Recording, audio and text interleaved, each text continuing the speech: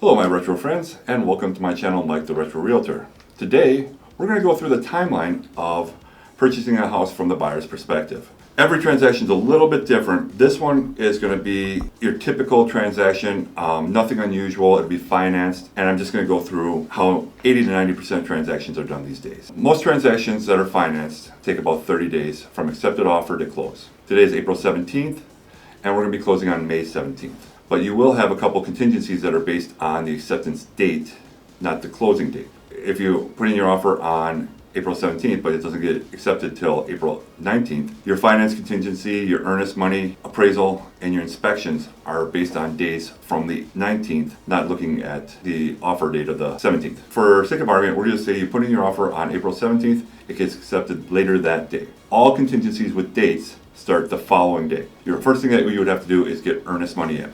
So earnest money is typically about 1% of the transaction. So if you're buying a $200,000 house, it would be $2,000. That money gets applied as a credit at closing. Earnest money is typically to be delivered within 5 days. Dropping it in the mail actually counts as delivered. You can now do what's called trust funds. Most brokerages have that, including Realty Dynamics, where it's basically like an electronic bill pay. Your selling agent would be able to set that up for you. You can go old school and just drop it off at the office. Then you get a receipt, and then you got to get that to your lender. The next contingency or deadline that comes up is normally your inspection. You hire an inspector. Typical inspection is about $300-400. It takes a couple hours, 2 to 3 hours, maybe longer if it's a bigger home. I always recommend, especially first-time buyers, to go there. Even if the inspector doesn't find anything, it's like going through a house with your dad. He'll explain a lot of things that you really should know. You will get the report back, digest it. If you're going to ask for any repairs or concessions, you have, in most contracts, 10 days. Boilerplate's 15. Always do an inspection.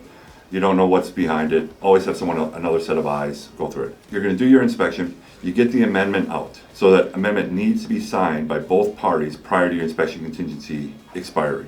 Then the next one, you're going to have your finance contingency and your appraisal contingencies. Those generally run concurrently and generally at 25 days after the day of acceptance. So once again, we had your accepted offer on the 19th. Starting the 20th, your contingencies start running. All three: inspection, finance, and appraisal. Finance, basically you're working with your lender, you're getting your tax documents. You get what's called loan commitment. Once the loan is approved with some stipulations. Generally, they're very small. Normally, it's like, hey, what's this over here? Or I need some rent receipts for last year. A good lender will have no problems, and you'll be way ahead of that 25-day mark. Concurrently, while you're doing that, you will pay for a appraisal, and your lender would order it. Your lender would get a credit card number, or you drop off a check with the lender. Everyone does a little different, and if it's included, that's great. Some lenders actually do include it, but it's about $500-600. Other than paying for it, you don't do anything else. The listing agent should go to the house and meet the appraiser to feel what's going on. And then within about a week or so, you'll get the appraisal back. The biggest thing you want to hear is it's for value. Now, if you have a VA or an FHA loan,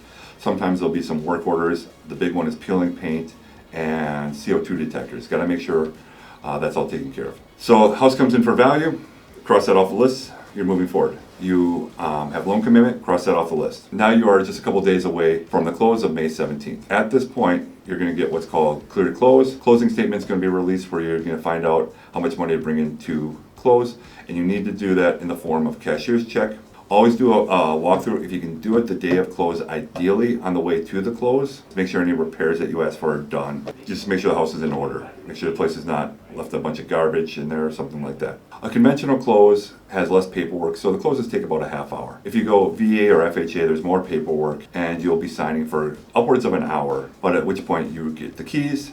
Congratulations, you are now a homeowner. This was just a basic walkthrough of a typical transaction. When I meet a new buyer for the first time, I like to walk through the transaction. It's good to have a mental roadmap in front of you. Hey guys, thanks for watching. If you like my video, please like and subscribe to keep up with the newest videos.